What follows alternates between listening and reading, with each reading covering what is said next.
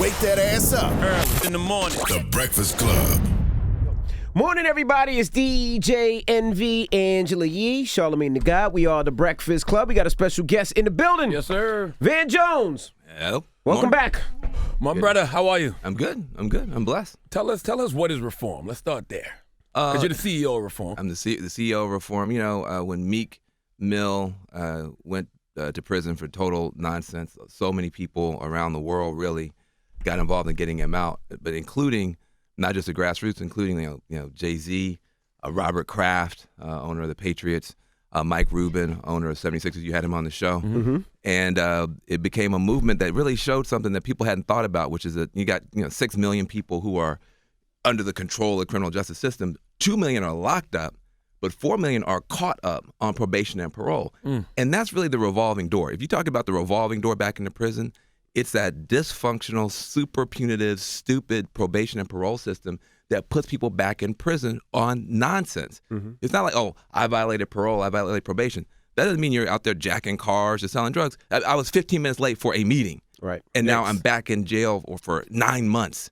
And you're going to lose your house, lose your job, lose your kids. And we haven't been talking about that. That's 2/3 of the people who are caught up, who are being under the control of the system, are in this whole other thing. And so Meek really brought that to light. Mm-hmm. And so 2 rap superstars, Jay-Z and Meek Mill, and 6 billionaires who were touched by what was going on came together to start this thing called the Reform Alliance. And the job of the Reform Alliance is to break that revolving door and stop probation and parole from being a trap door into failure and have it be a springboard to success. And they brought me in. I've been doing criminal justice work for 25 years. Mm-hmm. Started the Ella Baker Center for Human Rights 20 plus years ago, which is still in Oakland, still helping people. And so my job is to turn the vision into a reality. And it's amazing to watch the relationship between these people. Mm-hmm. You're talking about a Meek Mill and a Jay-Z in a meeting talking about how to close prisons. Yeah. And, that big brother, little brother, like Meek looks up to Jay-Z, but Jay-Z does not look down on Meek. Like, it's an amazing relationship. And then they have these billionaires, like, almost in tears. Some of these guys had never been in a courtroom. They had never been to a jail. They had never been to a prison. They come out, they're shook. And, I'm not going to put anybody on blast, but there are people who were in tears, white men in tears. Robert Kraft. I'm not going to put nobody on blast. I'm just saying that so suddenly now after, and you know this, Charlamagne, for 25 years, both political parties were mass incarceration parties. Don't just put it on the Republicans. Some people may not know that. I want you to break that down for me. Well, I called Van one day and he broke that down to me. Well, look, in 88, not to date myself, but in 88, you had George H.W. Bush come out with this ad called the Willie Horton ad, putting Democrats on blast for trying to help people get out of prison. Mm-hmm. After that, both political parties were like, we both want as tough sentences as possible. 3 strikes and you're out. Bill Clinton, 94 crime bill, which started this whole thing, that came from Bill Clinton. And it was 100% Democrat votes in the U.S. Senate to start mass incarceration. 3 strikes and you're out. That was Democrats trying to prove to Republicans that they could be tougher on us than the Republicans. So it took both political parties to get us in this ditch. It's going to take both political parties to get us out.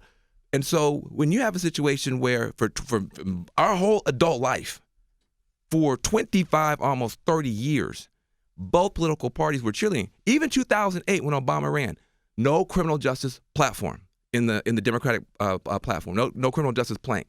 2012 when Obama ran again, the Democrats still would not put in, even under Obama, a criminal justice plank. Why do you think that is? Because they were scared that they were going to be seen as, quote unquote, soft on crime, meaning soft on black people, meaning, you can't trust us to keep you safe.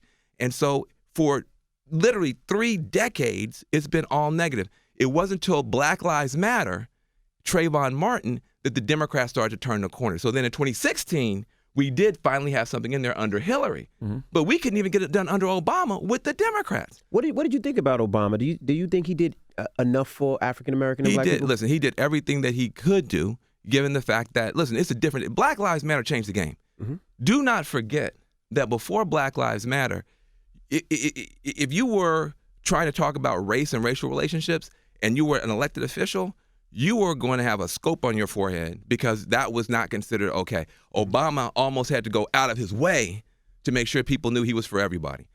After Black Lives Matter came on, it was then finally the water was safe to tell the truth. It's okay to talk about the problems Negroes are facing in this country. Exactly. Now, but because of young people, because of protests, because of activism, activists always make it safe for leaders. People always, I want the president to do this. I want the president to do that. Listen, if we start doing stuff at the grassroots level, then it makes it safe for other people to move. The leaders never lead, they follow. And so, as you can see, when Meek got popped, people who should have known, like you talk to the guys, these billionaires, they're ashamed. They're like, I should have known this. It shouldn't have had to happen to a famous person who's my friend for me to get involved. But that's the reality. Now, finally, both political parties are willing to do something. And so I'm somebody like, listen, man, I've waited for 3 decades to see this. If these guys are going to get together, put millions of dollars on the table, let me get in here and help. What is the money for? I know they pledged $50 million. What is that for? Well, basically, it's to pass bills. Okay. People are like, you got $50 million. I got, and 50 states. So, don't get, it's not like we got a bank. So we got to pay these politicians off? That's what I'm saying, man. Listen, you don't have to pay the politicians, but you do have to pay for the advocacy, for the ads, for the lobbying, all that kind of stuff. But last year, working with a group called Cut 50, we were able to get 12 bills passed in 8 states, mainly helping women behind bars. And we also were able to get the federal government to finally begin to move in the right direction with the First Step Act. So this is the time. Timing is everything. Timing is everything in your business. If Cardi B had come along 3 years earlier or 3 years later, she might not have made it. Right. But she came into exactly the right moment when people were looking for something exciting, and she had it, and she blew up.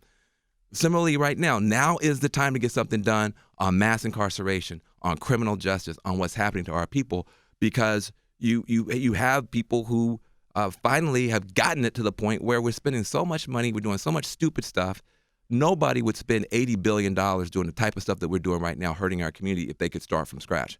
And so that's why I'm proud to be a part of the Reform Alliance. Why was the timing great now for the First Step Act? Well, first you have to remember that the Republicans have been coming around on their own for their own reasons. In 2010, after the Tea Party movement came up against Obama, we hate Obama. We got to do something. We got these people taking over. That was a negative movement. But what it did was it put a whole bunch of Republican governors in power at a time when the economy was in a garbage can. They had to make a decision. Am I going to raise taxes to build more prisons, or am I going to start letting people out of jail? And believe it or not, in Texas, they closed 8 prisons and brought the crime rate down. In Georgia, Governor Deal cut the prison population by 15-20%, brought the crime rate down. Nikki Haley, South Carolina, Kasich in Ohio, Republican governors on the DL, rather than raise taxes, because they hate taxes more than they hate anything else, started closing. More than they hate black people. You said it. You said it. You said it. Okay. So they decided to start closing these prisons. It brought the crime rate down. So suddenly you have Republicans who are like, on a monetary tip, this stuff doesn't make sense. Some of them are, quote unquote, libertarians. They believe that people should be able to smoke dope or whatever they want to do. They began to move our way on the DL. And then also the Christian conservatives started saying, well, hold on a second. Where is the redemption? Where's the second chances? Somebody comes home from prison. They leave a physical prison. Now they're in a social prison. They can't vote in a lot of states. They can't get a student loan. They can't get an apartment. So even the Christian conservatives are saying, where is the redemption? Where is the grace? Where is the forgiveness? So on the DL, the Republicans started moving in the right direction. Black Lives Matter moved Democrats in the right direction. But then you had Trump. And Trump starts out 100% negative against his own party, against the Democratic Party, against everything that we care about. And so for a minute, it looked like Trump was going to drag it all the way back to where it was, back to the whole build more prisons. Because when he got elected, the prison stocks went through the roof. I was going to say that because, they say, I'm not to cut you off, they say prison is big business, and a lot of people that invest in prisons also invest in these political candidates. So, yes. With that being said, is it in Trump's best interest to close these down? Well, the thing about it is, even though $80 billion is a lot of money to me and you, it's a drop in the bucket of like a $3 trillion economy. So you can knock out some of these private prisons, and these billionaires are still going to be multi-billionaires. So it's not like it's for any one of them. It's like a big part of their thing. And so it's always messy. That's why I have this thing called the messy truth. It's never just all one way or another way. Mm-hmm. So in this situation, you do have a situation, and we need help. ReformAlliance.com, at Reform on social media. Come sign up. We have a chance to pass real bills to make a difference. In New York State, we have a bill. The Reform Alliance is supporting the Less is More Act, which will begin to fix this probation and parole system here. Same in Pennsylvania and other states coming. While the door is open, we got to push. People say, well, how can you work with Republicans? How can you work with billionaires? We ain't got enough black people to close these prisons by ourselves. That's real. I'm sorry. Like, if we did, we'd have been done that. Right. So we're going to have to work with anybody and everybody to get this done while the door is open. Because, tomorrow they could flip the switch. Oh, well, look, this person got out of prison. He killed somebody. And we'll be back 20 years dealing with the same thing. That being said, well, what can people do? Because you said we have to. What can people do that are on the grounds, the soldiers that are just at work, that are listening right now? How can they help in this fight? Well, first of all, a lot of soldiers are on the ground helping already. Mm-hmm. And, that's one thing I want to make sure. The Reform Alliance, yes, there's celebrities involved, there's money involved. This is a grassroots fight, and it's been a grassroots fight. And people have been out here for years with no help, no love, no recognition. Mm-hmm. And so a big part of what we want to do is get behind people like Topeka Sam, who's an amazing sister who's out here. She's starting programs out of her own pocket. She was on probation herself, and she helping people. But so first of all, help those grassroots groups. If you're an elected official, take meetings from folk who can't give you money, but who can give you good ideas about how to save everybody money. A lot of grassroots organizations, I would put in that category. And then addition to that, help us. If you sign up at reformalliance.com, you'll be on the inside track. We're going to be giving you information. We're going to give you opportunities to get involved. We're going to be connecting you with people who are already engaged in this fight. This is the human rights, civil rights fight of our time. Slavery was about making sure black people had no freedom. Jim Crow, segregation, Dr. King days, that kind of stuff, making sure black people, brown people, poor people had no freedom. And that is what mass incarceration is. That is what this incarceration industry is about, making money off of locking up and locking down black and brown bodies. And so if you say, well, back in slavery days, I would have done X, Y, and Z. Well, if you're not doing that today, you wouldn't have been doing that then. Back in Jim Crow, I'd have been with Dr. King. I'd have been doing this. I wouldn't have put up with it. If you're not doing nothing today, you would not have been doing anything then, because this is that movement of freedom for us. Mm-hmm. A lot of people didn't agree with the First Steps Act. Why? Yeah. Well, listen, that was a tough call for a lot of people. The First Step Act, first of all, you're working with the Donald Trump administration. Well, explain to the people what the First Step Act is. A lot of people won't know. Sure. Okay, so at the federal level last year, we got 87 U.S. senators out of 100 and 358 Congress people out of 425 to pass a bill to begin to fix the federal system. Mm-hmm. And Donald Trump signed it. And it was very controversial because, first of all, what are you doing working with Donald Trump? As you know, Donald Trump is negative against people of color and has been for so long. And you're a black man. You shouldn't be talking to him. Exactly. I shouldn't be talking to the guy. Woo, woo, woo, woo. And so what I said was, look, under Bill Clinton, a Democrat, we had negative policies on criminal justice and locked up more people than ever. Under George W. Bush, we tried, failed, didn't get anything done. Under Obama, we got very, very close, but we still failed. Now I'm supposed to, as a grown man, as a father, have the fourth president in a row do either damage or nothing? I'm not hearing that. When I go into prisons, I never hear anybody say, I'm in prison, I'm getting brutalized, I miss my family, I want to go home, help me, but whatever you do, don't talk to any Republicans. Right. They never say that. Yeah. They say, get me out. They don't care who's in the White House. They want to go home to their house. They don't care who signs the thing, a Republican governor or a Republican Democrat. They sign this thing and get me home. Government is government. Government is government. Yeah. You know what I mean? So we could be up here at the, intellectual level and, the activist level and the woke level talking all this nonsense. But people we got 200,000 people in the federal system alone, 2 million coast to coast, who deserve an advocate. No matter if Democrats can't win an election, they're supposed to just sit there for 4 years, 8 years, waiting for us to get the perfect, candidate across. No. So I said, here's the deal. To quote Jay-Z, with the Trump administration, I got 99 problems, but prisons ain't one. Jared Kushner's daddy went to prison. He got the issue from the door. He said, look, my dad was in federal prison. I know how bad it is. I want to do something. I said, listen, I'll fight you on the other 99 issues, immigration, guns, climate change. But if on this one issue you want to do something, I'll fight harder than anybody that you know, because I haven't seen any successes yet. So we joined forces and we got it done. And a lot of people, they were very mad because they said, well, the bill isn't as big as Obama's bill. I said, you want me to get a camel through a keyhole? Like, if you want an Obama-sized bill, we got to have an Obama-sized president. You can't lose an election, lose the Senate, lose the House, lose the Supreme Court, lose the White House, and then try to get a massive bill done and be mad at me. I wasn't in charge of the Democratic Party when they lost all those elections. I wasn't part of the Democratic Party when they lost the Supreme Court. So you now got to tell me, I've got this big of a hole. I'm going to get everything I can through that hole. And we did. And by the way, you're going to have this year 3,000 people from one part of that bill alone coming home who were put in jail under those unjust crack cocaine laws. Mm-hmm. There's 3,000 to 4,000 of them who would never have come home or wouldn't have come home for 10 or 20 years will come home this year. That's one aspect of the First Step Act. 100% of the people who are behind bars in the federal system because of First Step are going to be able to come home a little bit earlier if they just stay out of trouble. Half the people in the federal system can come home significantly earlier if they take classes, they get job ready, and they're transformed. None of that was in place. And so we got some things in place. Now, it's the first step. It's not the last step. There's a lot more to get done. But here's what it shows. It shows that if you're willing to work hard and take some risk, because, I got called everything but a child of God, mm-hmm. Reaching across the aisle to work with the administration on the thing, you can get stuff done. Now, on other issues, you can't. This is an issue for whatever reason. Like I said, the Tea Party, it's ironic because the Black Lives Matter made the Democrats better and the Tea Party made the Republicans better on this one issue.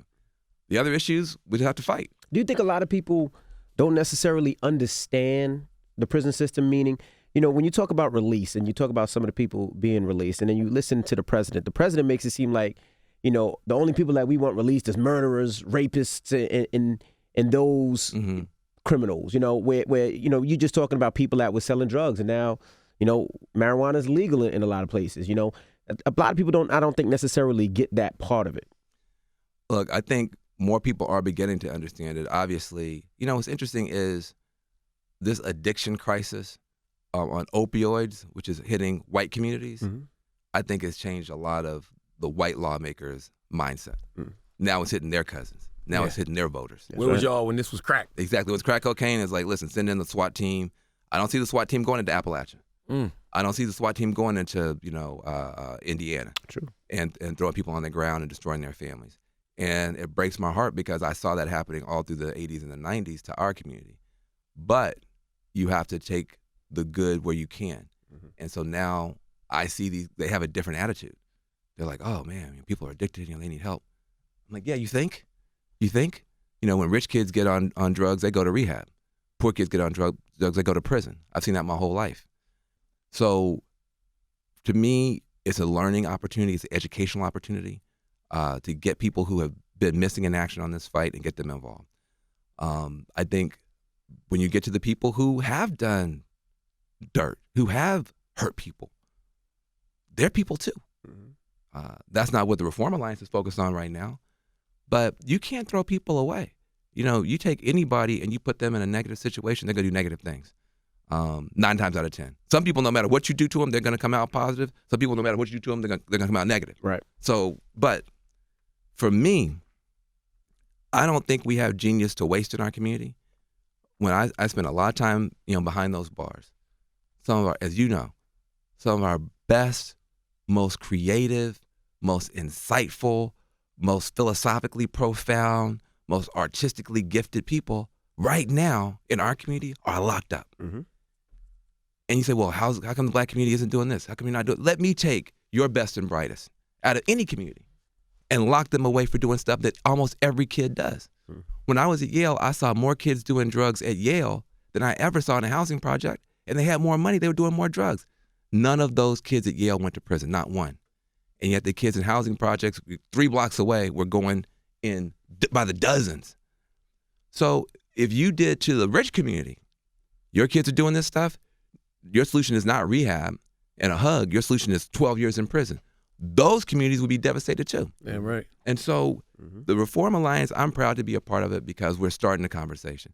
Now, you and I can have a conversation at this high level about, history and redemption for all human souls or whatever. Other people have to start with baby steps. But let's start them where they want to start. If they want to start with these just outrageous cases around probation and parole, that's where people will start. I've never seen anybody do anything but get more progressive. The more you deal with the prison system, people are like, well, Van, you're only dealing with this part of it. Trust me. Let them start where they start. The more you deal with this system, the more people you see, the more money you see wasted, the more lives you see ruined, you will get better and better. I've never seen anybody work on this issue and get more conservative. You said Obama's bill was bigger. Yes. But then the first step back, was it better? Bigger and better in every way. So why didn't that bill pass under Obama when the Democrats had the House and the Senate? If they care so much about black people and they know mass incarceration is affecting us more than anybody, why wouldn't that bill pass? Well, don't forget, Obama only had the House and the Senate for 2 years out of 8. Okay. 6 of his 8 years, the Republicans had one or both other houses.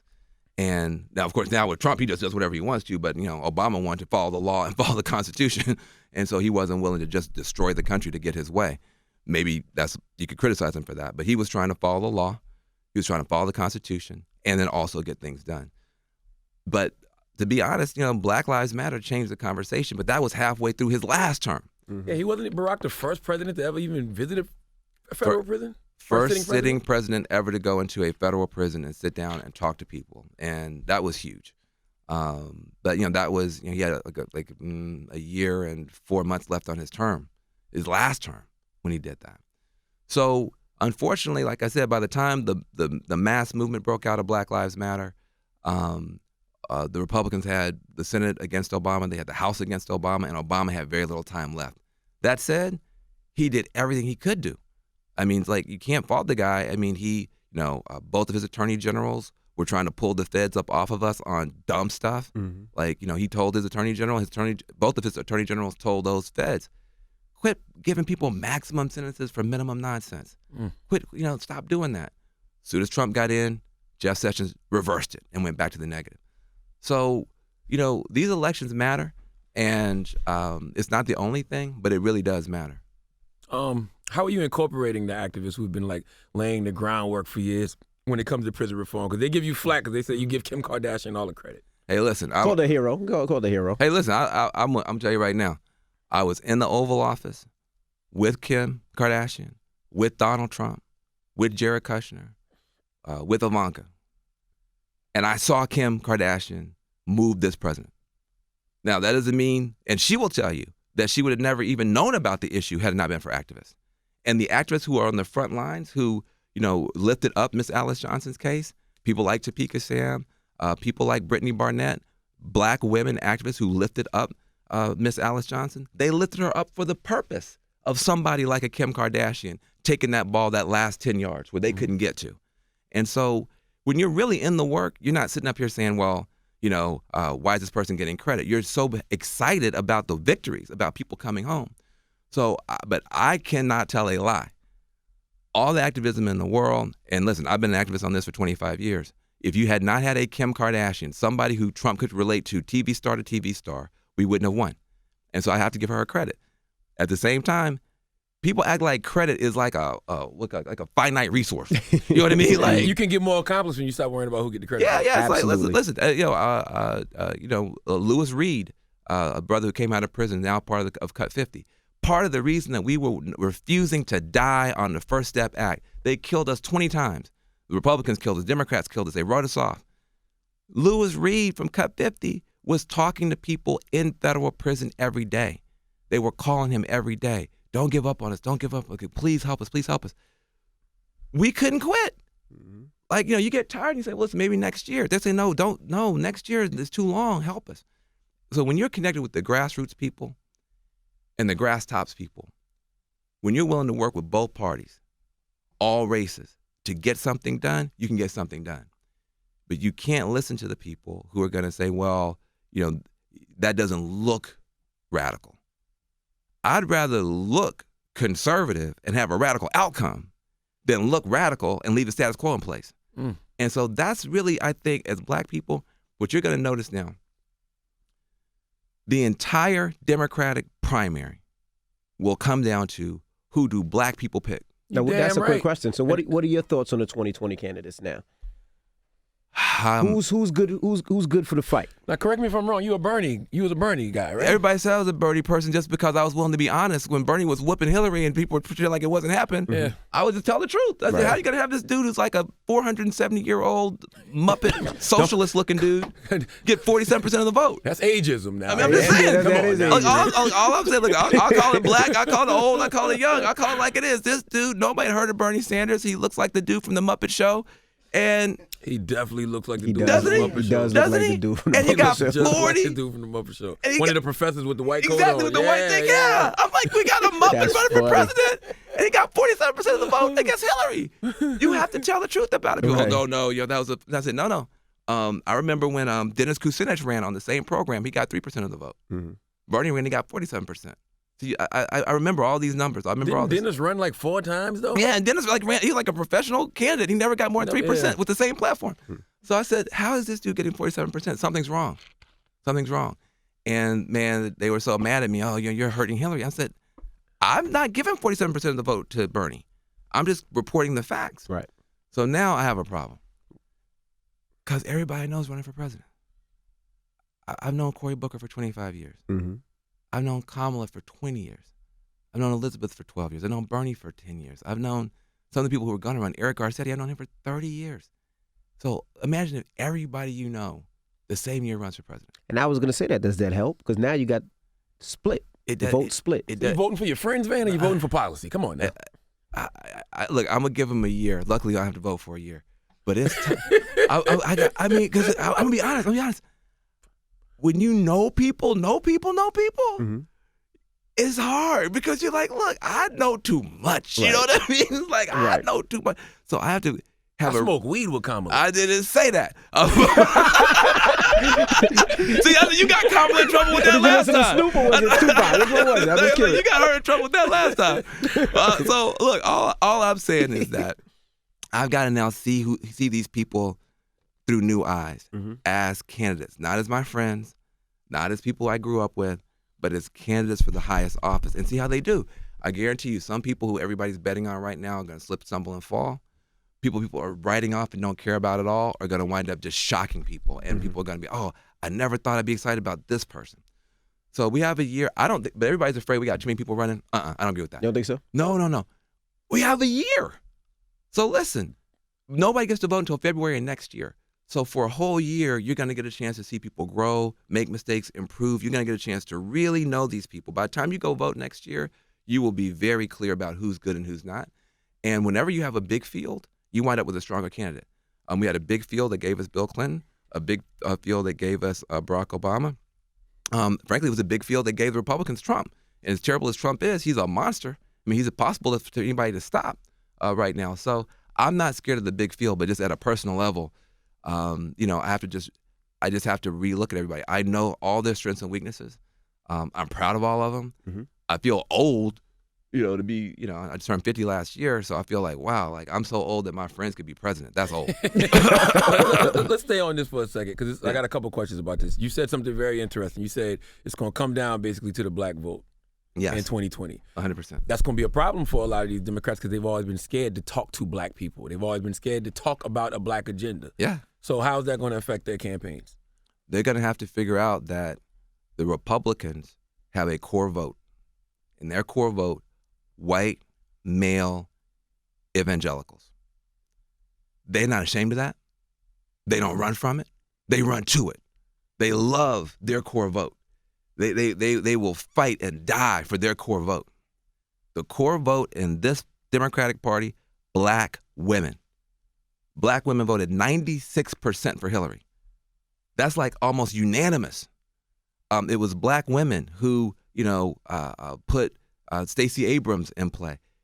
Black men voted 89% for Hillary. People say, well, that's terrible. What's wrong with black men? Well, hold on a second now. That means 9 out of 10 black voters who are men voted for a woman to be commander-in-chief. 6 out of 10 white women voted for Trump. So be very clear now when they come at us. And so, black men are so sexist. Look, the black women were 96%, the black men were only 90%. Well, first of all, black women are better at everything, period, anyway. So it's not fair to compare us to them. That's true. That's not fair. True. Compare us to everybody else. Compare us to Latinas. Compare us to white women. We way outperformed for the Democratic Party. Black male voters voted for a woman to be commander-in-chief when white women voted against a woman to be commander-in-chief. So we are the core of this party. For too long, they have gotten away with taking us for granted. Yes. And take our votes and give us nothing.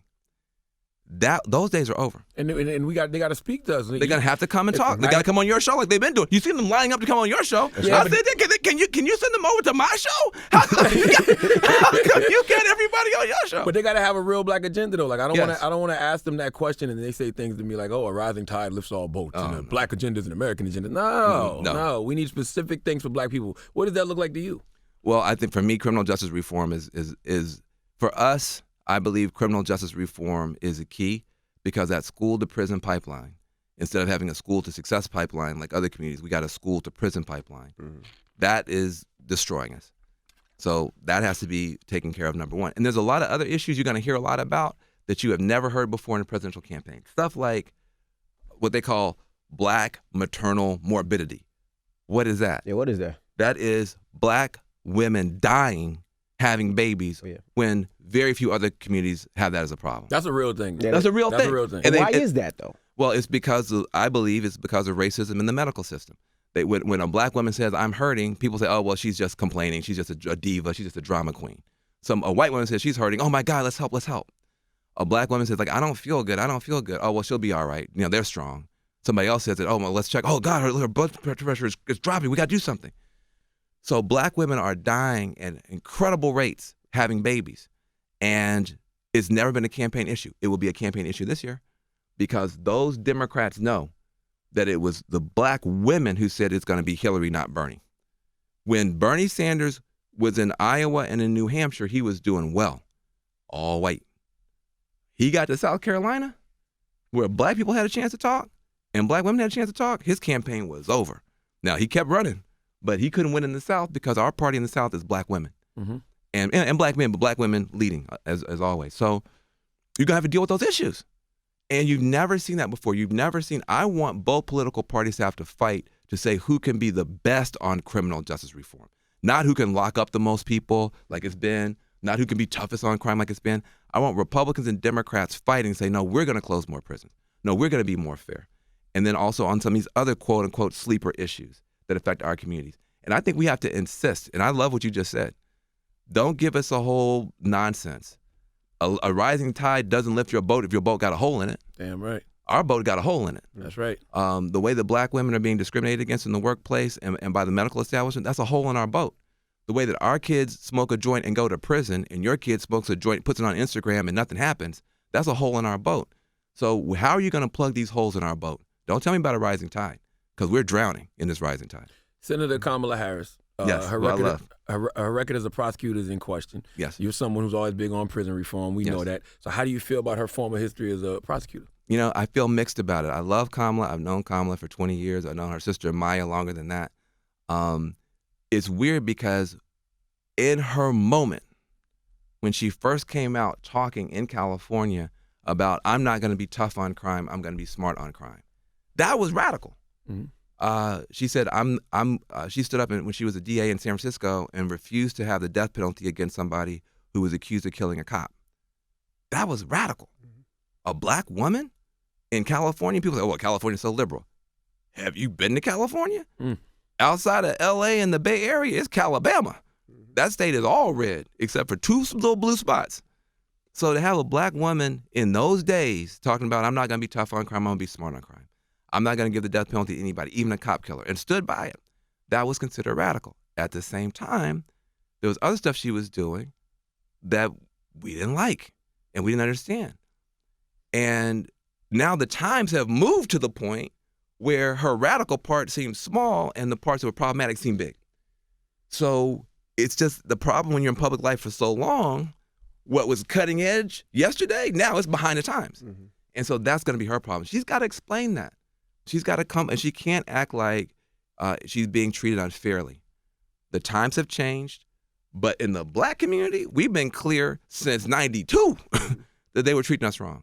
Don't forget, Rodney King was 92. They burned down L.A. in '92 behind police brutality. It's not some new thing.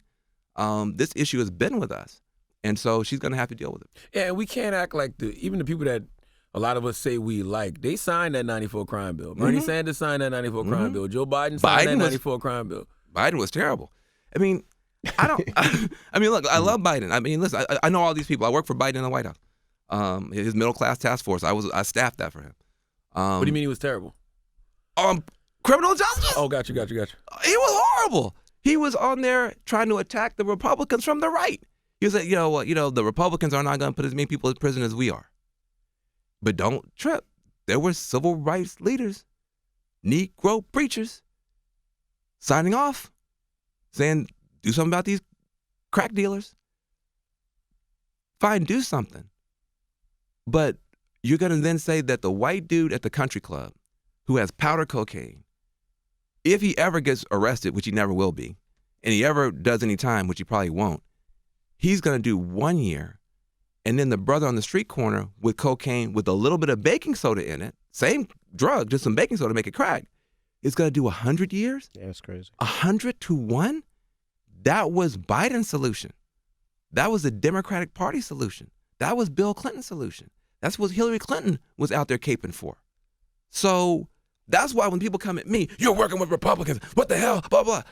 I'm like, do you know your history? Yeah. Both of these parties signed off on this. I need both of these parties now to both take responsibility for getting it back the right way. And if you leave it only to Democrats, you're actually hurting more than you're helping. I want the Republicans to come out that sniper tower, shooting at Democrats, shooting at Black Lives Matter, shooting at activists, get out that sniper tower down on the field with the rest of us to fix the problem, which means you got to talk to them. Mm-hmm. We don't have enough Black progressive activists to close these prisons by ourselves. So you're going to have to talk to people who you don't agree with, who don't look like you, who you're going to be mad at on 99 other issues, but you're going to put the people first or your ego first? You're going to put the people first or how you come across on Twitter first? People come at me all the time on Twitter. Van Jones, you're a sellout. I say, hold on a second. You're on Twitter. You say I'm a sellout for passing a bill to get Black people out of prison. I'm not even going to argue on the substance. If you are on Twitter attacking me, here's what I know about you. You are not in federal prison because they ain't got Twitter in prison. So I don't have to listen to you because the people I'm accountable to are in prison. Right. They're not on social media. And so this is the situation I feel like as we take our responsibility now, it will be the African-American community that picks the next Democratic president candidate, and it will be our sacrifice to get Trump out of office. And so we have to now grow up into a different level of responsibility. If democracy is going to be saved, it's going to be saved by Black people. If the economy is going to work for anybody, it's going to be because we insisted. Mm-hmm. And so that puts us in a very different situation than we've ever really been in before because, it's coming down to us. And so I think that's why people would rather be on your show than my show. I got a show on CNN. If any campaign manager, any political advisor would say, your show is more important than CNN because the next generation of voters are listening to this show. And that's why you got all these people lining up to come in here. And it's not going to stop. And it's a testimony to what you guys have done here, the testimony to the centrality of Black culture globally, the testimony of Black Lives Matter. Now you said after Donald Trump's State of the Union speech, you said his speech was psychotically incoherent with cookies and dog poop. Now, Cookies and poop. Yeah, with dog poop. Did you get any backlash from that? Especially being that I guess that's your guy. Eh? I mean, Trump's not my guy. We agree. Try to throw that on you. That's your guy. We agree on one issue. And okay. And listen, that was the cookies. Mm-hmm. The cookies was he said some good stuff on criminal justice. Right. The dog poop was he was attacking the immigrants. Yeah. Right. And here's the thing: as Black people, we can never get so excited about our one issue that we throw our brown sisters and brothers under the bus. So I couldn't come out there. Look, there was tears in my eyes when Trump pointed out Miss Alice Johnson, when he pointed out Black people who had been formerly incarcerated in the gallery, mentioned for the first time in a presidential speech. He took a lot of credit for that, though. He took a lot of credit for that. Yeah, he took credit. So listen, but I'm just saying, in the moment, when that was happening, I had tears in my eyes because when he said welcome home to that brother, I hope America's listening. We should welcome home our sisters and brothers. Then he turned right around I don't mean the next 5 minutes. I don't even mean the next 1 minute, the next second, and then starts attacking all the immigrants like they're committing all the crimes, when the immigrants have a lower crime rate than the rest of us. Undocumented immigrants have a lower crime rate than white people. And he's going to attack them? And that's why I said, I had all my happy comments, tore them up, threw them away. No, we're not going out like that. And so I said it was cookies, which I wanted to hear, but it was also dog poop. And did I get backlash? Yeah, I got backlash. But, I get backlash because I tell the truth. Mm-hmm. I say stuff that pisses off liberals, and they jump on me one week. The next week, the Republicans jump on me. I said the election was a white lash against a black president. I remember that. The Republicans got all mad at me. When I give Trump credit, the liberals get mad at me. But you know what? Our people are not liberals, progressives, Democrats, Republicans. Our people are oppressed. Mm-hmm. Okay? And when you have oppressed people, it's only one thing that will set us free, and that's the truth. You got to be willing to tell the truth, whether folks like it or not. When Trump is wrong, which is 99% of the time, I kick his butt. But when he's right on our issue, I'm going to give him his credit. And we have to be willing to do that. Otherwise, we're a part of the problem. People want to get political and calculate based on, well, is this going to help the Democrats? Is it going to help black people? Or is it going to help poor people? Is it going to help brown people? Then I'm for it. Mm-hmm. I'll fight anybody, and I'll work with anybody to help our people. The reason I ask, because he's such a petty president, mm-hmm. and Kanye says, him wearing the hat is what caused Alice Johnson to get out of prison. So I feel like, do you ever feel like you got to kiss ass? Listen, I feel like I have to give him credit where it's due. As you should with anybody. That should with anybody. Yeah. But I think if you look at my record, and I've said it before, there's nobody tougher on Trump when he's wrong, and there's no liberal more willing to give him credit when he's right. And that's the basis of our relationship. And does he like it when I'm on TV saying that stuff? He doesn't like it. Does he make sure that I know he doesn't like it? Yeah, he makes sure. I'll make sure he knows that if he wants me to say good stuff, do good stuff. If he wants me to stop saying bad stuff, stop doing bad stuff. And but I have a relationship. Mm-hmm. So y'all speak? Yeah, I have a relationship. How often do y'all talk? Not very often, but often enough when it matters. The thing is, some people say, I'm so radical, I would never talk to Trump. How do you get to be radical based on what you won't do? When did that become the standard? Like, I've never heard that before. Yeah. No, I'm so radical, I will, if it's going to do something to help our people. How did the donation from Travis Scott to Dream Corps happen? For whatever reason, a lot of the guys who are in the NFL like the Dream Corps. The Dream Corps is an organization I helped to get started, 6-7 years ago, with help from Prince. And for whatever reason, a lot of the guys in the NFL, they like the Dream Corps. And they like it because we do so many things. We have Yes We Code, mm-hmm. helping sisters and brothers get jobs in Silicon Valley. We have Green for All, helping our folks get jobs in the solar industry. We have Cut 50, helping to close prisons. And so they just like the Dream Corps. And so I didn't talk to Travis. I didn't ask him.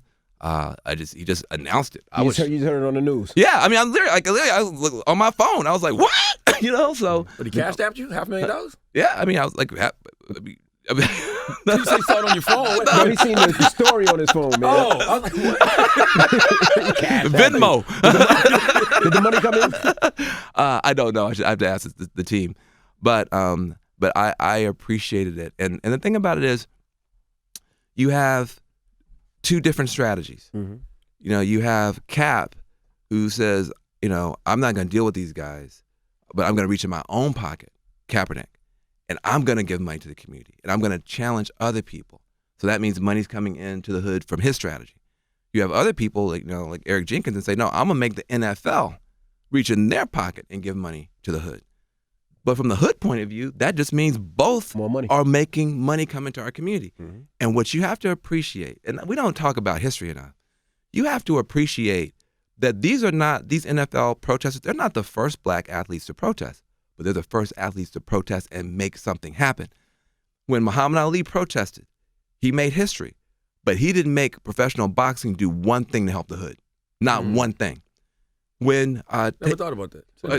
Take a great like Kareem Abdul-Jabbar. Mm-hmm. He protested. He didn't make the NBA do one thing to help the hood. Mm. These black NFL protesters and their athletes have made the NFL reach into their pocket and give money to the hood, and not just for the obviously positive things that we need, like camps and scholarships, for change-making organizations. The Dream Corps passed laws. The Dream Corps, last year the Dream Corps spent $1.7 million on criminal justice and got 12 bills passed and made Trump sign a bill. So when you're putting money in the pocket of the Dream Corps, we're coming to change laws. No black protest has ever resulted in forcing the NFL, NBA, professional baseball to fund our liberation. So we sometimes miss the force. Well, Travis said this, and is he a sellout? Ooh, and we get down into all that, and we forget the big point is all these brothers are driving forward. A process is helping us. I got a couple more questions to get you out of here. The Messy Truth VR experience. What's that documentary about? Look, man, virtual reality is coming, and I want anything that comes to be used to help our community. Not distract us, not divide us. Most media is just used to distract you or to divide us. Virtual reality, we created something where Winston Duke, the brother who played M'Baku in the Black Panther, we sat down with him. We said, let's do something that's going to be mind blowing. So we created something called Messy Truth VR, where Winston Duke, who played M'Baku in the Black Panther, is driving a car. And your perspective, when you put the goggles on, you're a black child, and he's your dad driving the car. And you get pulled over by the cops. And it's legitimately a transcript of what happens. Wow. And people take the goggles off in tears. Wow. It's not gruesome, but it's very disturbing, and it's very real. And have you tried those goggles before, Charlamagne? Hell yeah. It's real as hell. Yeah, exactly. And so, but nobody's been using it for social justice. Right. But using it for porn and all kinds exactly. of stuff. You said it. So I was thinking video games, but it's got the freak over there. Go ahead. Yeah. So look, so we said, let's use this tool. If you could walk, people say, if you could just walk in my shoes, if you could be in my skin, if you could be in the world with this black skin, you would not say most of the dumb stuff that you say. We can make that happen now with virtual reality.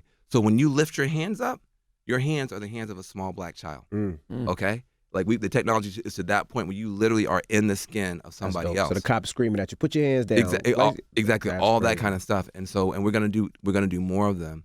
But we got a Lumiere Award, which is kind of like the virtual reality equivalent of like an Oscar. And we were up against groups that had tens of millions of dollars, and we just did it, just raising money from like friends and family. But I want to use everything I have for this cause. I want to use every platform, everything I have, because look, man, we don't have that many of us who are in a position to move those kind of resources, and I want to do it. I want to ask you, man, because you're always talking about everything else. How are you? How was Van Jones? Van Jones okay?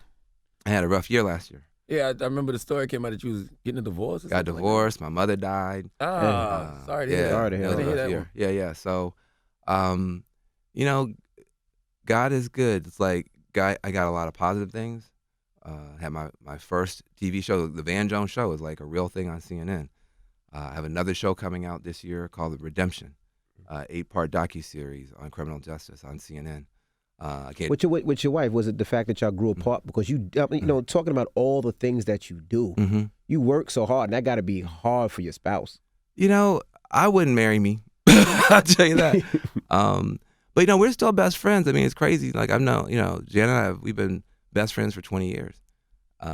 And she was with me when I was broke, living in a crappy condo with two cats, no money, student loans in default, and paid my taxes for 4 years, you know what I mean, to being a best-selling author and working in the White House, then leaving the White House under fire and having to start all over again. And so that friendship is so strong, and our parenting is so strong. But sometimes the fizz just goes out the soda on the romantic part. And so then the question is, do you just burn the whole thing down because that part doesn't work? Or can you refigure it where you can keep the friendship, keep the parenting, and move on in other parts of life? That's so hard. But our friendship is so strong, and our kids are so important to us, we had to figure it out. And then, because I'm on TV, immediately it's all over the news. We hadn't even really talked to her parents about it. And so now it's like, come on, TMZ. Like, I'm not that daggum famous that it's got to be a front page news story. People give you flack for that too. It's like, oh my God, Van Jones is married to a white woman. Yeah, well, listen, people give you flack about all kind of stuff, but for me, she's the mom of my kids. Or, And she was there when I had nothing and when I lost everything. And so, our relationship is like, you could do some kind of paper bag test on it if you want to. But I hope everybody in their life has somebody like Jana. Like a ride or die, hardcore, no matter what. And I'm proud that we've been able to get through it. But last year was tough. And then I'm getting called Uncle Tom and a coon for trying to get black people out of prison. I said, you mean the people who are on TV who are not trying to get black people out of prison are good? They're cool. They're cool. Right. But the one dude who's on TV who's trying to get black people out of prison, I'm the coon. Yeah. So that was tough. Last year was tough. Yeah, how do you give so much of yourself to other people and other causes when you're losing a lot of yourself? Like you said, you lost your mom, your wife. Like, how? Listen, man, my whole life I have been this way. I mean, for whatever reason, I was bullied a lot as a kid because I was a skinny little nerdy kid. I was terrible in sports. I was terrible at everything. I weighed like 89 pounds in the 9th grade. So like I was like super skinny. And then all of a sudden like I'm like 6'1" and, filled out, and I just hate bullies. I hate bullies, and I hate people. When I was little and getting pushed around lockers and chased all around the school and stuff like that, I always thought if I ever get big, I'm not going to let anything happen to people. It's hard to explain. It's just something that happens to you. Everybody responds to being bullied differently, but I hate bullies.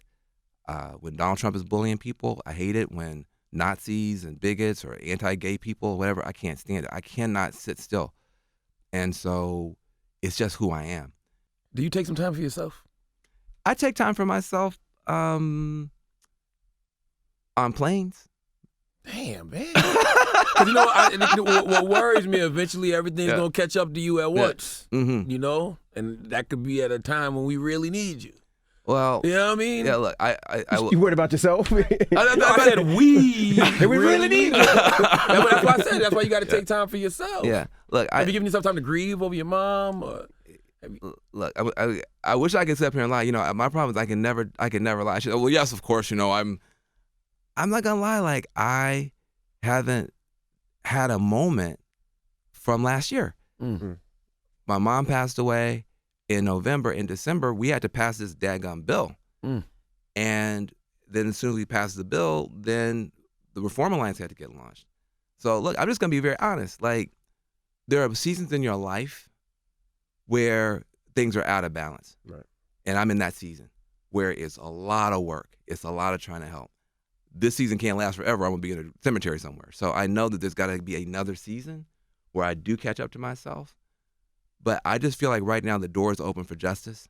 I have spent 25 years. Look, when I first started working on this stuff, I had to fight both political parties. I had no money. We were suing cops. We closed 5 abusive youth prisons in California when I was in my 20s and 30s. We reformed the San Francisco Police Department. We stopped them from building a super jail. I was fighting these fights when both parties were against us, when the civil rights community was against us, when you had black Negro preachers against us, and no money. So now, 25 years later, where you can work with both parties, and Jay-Z gonna write a check, I don't feel like it's time for me to take a vacation. Right. But is it smart? Would I advise anybody else to do it? No.